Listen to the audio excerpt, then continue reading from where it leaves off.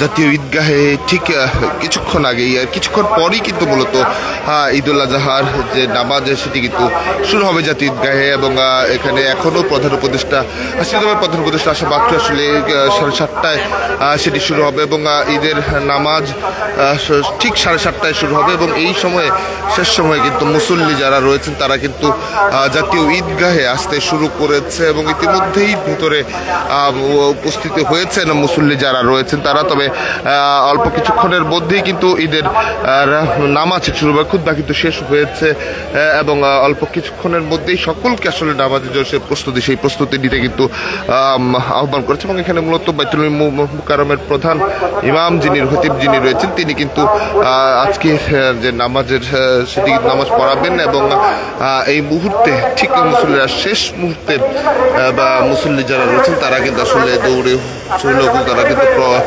প্রবেশ করছে।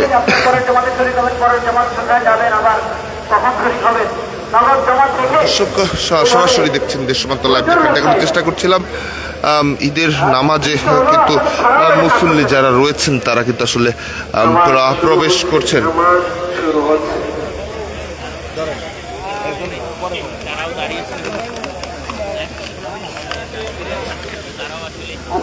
সরাসরি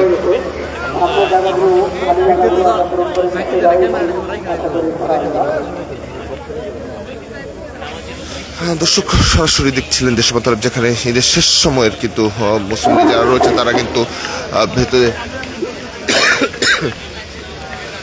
শেষ সময়ে ভেতরে কিন্তু প্রবেশ করছেন এবং ঈদের যে নামাজ সেটি কিন্তু শুরু করতে যাচ্ছেন।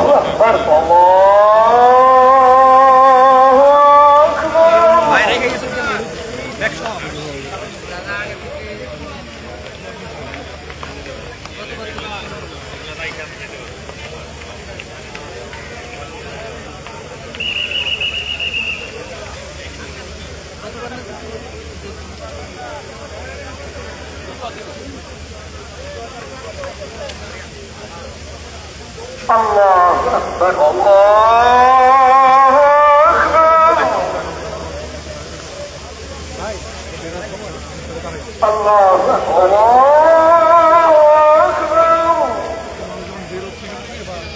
আল্লাহু আকবার।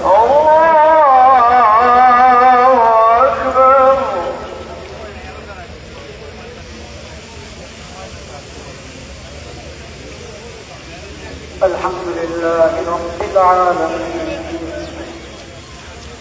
الرحمن الرحيم مالك يوم الدين। দর্শক দেখছিলেন ঈদের শেষ সময়ে এসে কিন্তু মুসল্লি যারা রয়েছেন তারা দৌড়ে কিন্তু নামাজে অংশ নিচ্ছেন এবং নামাজ কিন্তু ঈদের নামাজ সেটি কিন্তু শুরু হয়েছে। দর্শক সরাসরি ঈদের সমান্তরে যুক্ত করছি।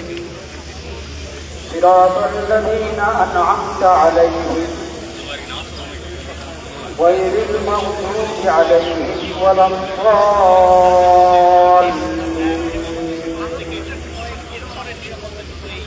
দর্শক এর আগে কিন্তু বাইতুল মুকাররমে কিন্তু ঈদের নামাজ সেটি কিন্তু আদায় হয়েছে এবং জাতীয় ঈদগাহ নামাজ কিন্তু শুরু হয়ে গেছে ইতিমধ্যে এবং সকাল 10:45 নাগাদ কিন্তু ঈদের যে নামাজ সেটি কিন্তু আদায় হবে বাইতুল মুকাররমে এবং একমাত্র জামাত কিন্তু ঈদগাহে সেটি কিন্তু চলছে। দর্শক এই ছিল দেশ সীমান্ত লাইভে। পরবর্তী আপডেট পেতে দেশ সীমান্তের সঙ্গেই থাকুন।